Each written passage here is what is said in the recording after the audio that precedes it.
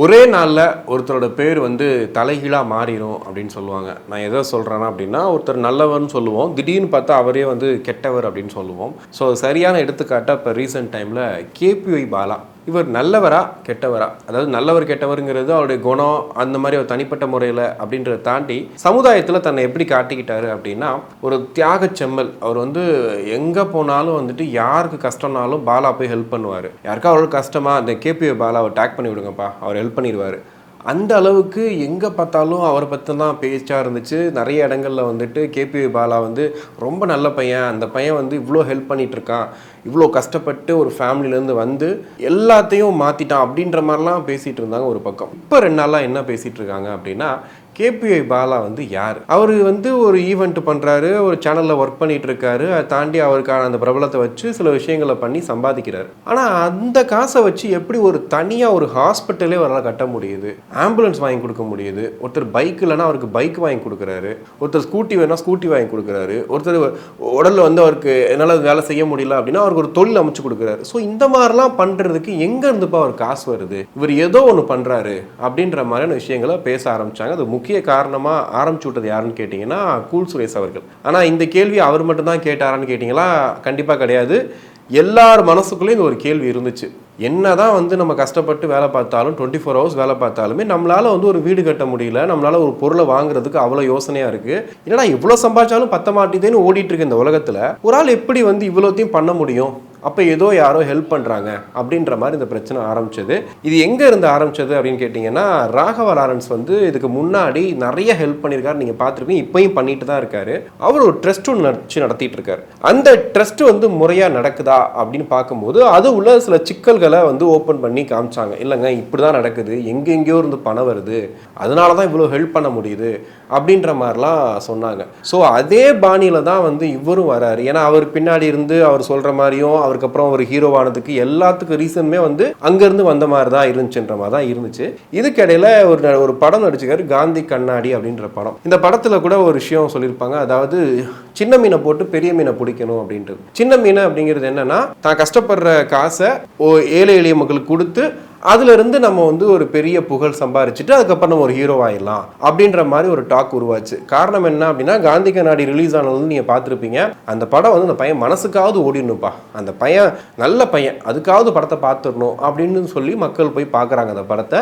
இன்னொரு பக்கம் விமர்சகர்கள் என்ன சொல்கிறாங்கன்னா, நீங்கள் நல்லவர் அப்படின்றதுக்காகவே உங்கள் படத்தை போய் பார்க்க முடியாதுங்க, கொஞ்சம் திரைக்கதை மற்ற விஷயங்கள்லாம் இருக்குது, அதை நீங்கள் சரியாக பண்ணால் தான் போய் பார்க்க முடியுன்ற அந்த டாக்கும் இருந்துச்சு. ஸோ இது ரெண்டுமே வந்து எதிர் முனையில் இருந்துச்சு. ஆனால் இப்போ என்ன அப்படின்னா, கேபிஒய் பாலா வந்து ஒரு சர்வதேச அளவில் லிங்க் வச்சிருக்காரு.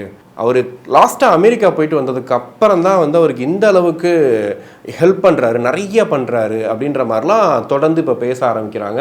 அதுலேயும் குறிப்பாக வந்துட்டு இவர் வந்து தமிழ்நாட்டுக்கே பேராபத்து அப்படின்ற வார்த்தை யூஸ் பண்ணும்போது தான் அப்போ யார் இந்த பாலா அப்படின்ற இந்த டாக் வந்து எல்லாருக்கிட்டையும் வர ஆரம்பிச்சது.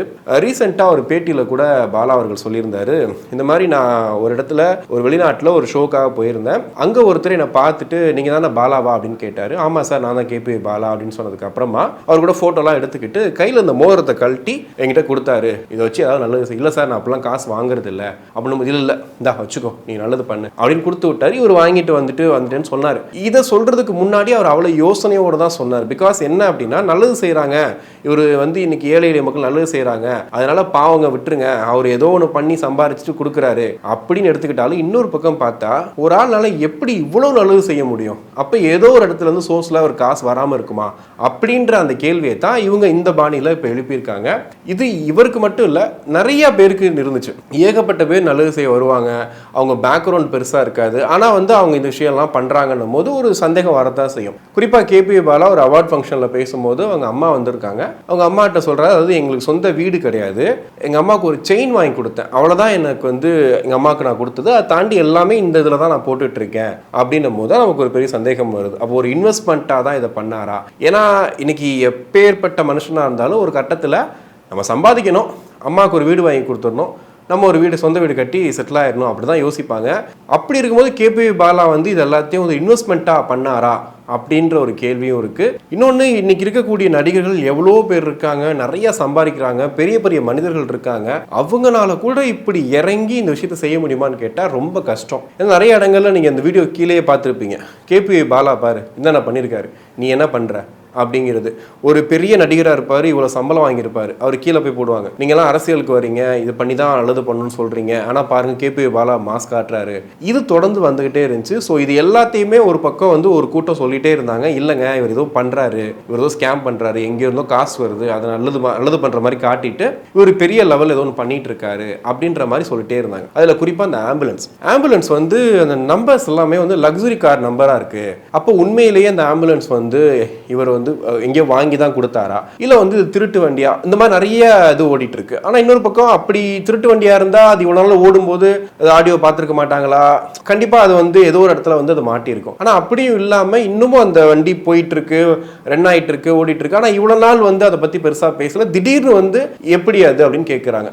இன்னொன்று அவர் கொடுத்த ஸ்கூட்டி, அந்த பைக் எல்லாத்துலேயும் பார்த்தீங்கன்னா அந்த பேக்கில் அந்த நம்பர் பிளேட் எல்லாம் ஸ்கெட்ச் வச்சு அடிச்சிருப்பாங்க. எதுக்காக ஸ்கெட்ச் வச்சு அடிச்சாங்க? கண்டிப்பாக இது எல்லாருக்கும் இருக்க கேள்வி தான், ஏன் அப்படி ஸ்கெட்ச் வச்சு அடிக்கணும், அப்ப அதுக்கு பின்னாடி ஒரு காரணம் இருக்கா அப்படின்ற மாதிரி கேள்வி இருக்கு. இது எல்லாமே கேபிஐ பாலா உங்க முன்னாடி வைக்கக்கூடிய கேள்விகள் தான் மக்கள் வைக்கிறாங்க. உங்களை கொண்டாடின மக்கள், நீங்க சூப்பர், நீங்க வேற லெவல், நீங்க தான் வந்துட்டு இவ்வளவு விஷயங்களை பண்ணிருக்கீங்க, அதுக்காக உங்களை ஹீரோவா கூட ஆக்க ரெடி அப்படின்ற அளவுக்கு வந்த மக்கள் தான் இந்த கேள்விகளையும் முன்வைக்கிறாங்க. இதுல நிறைய சப்போர்ட்டும் பண்றாங்க. ஏங்க ஒருத்தன் கஷ்டப்பட்டு வேலை செய்யறான், வேலை செஞ்சு சம்பாதிக்கிறான், அவன் என்ன அதுக்காக அதை வச்சுட்டு பெரிய வீடு கட்டினானா, லக்ஸுரி கார் வாங்கினானா, மக்களுக்கு செய்யணும்னு ஆசைப்படுறாங்க, மக்களுக்கு செய்யறாங்க, இதுல என்னங்க தப்பு அப்படின்னு சொல்லி ஒரு கேள்வி கேட்கிறாங்க.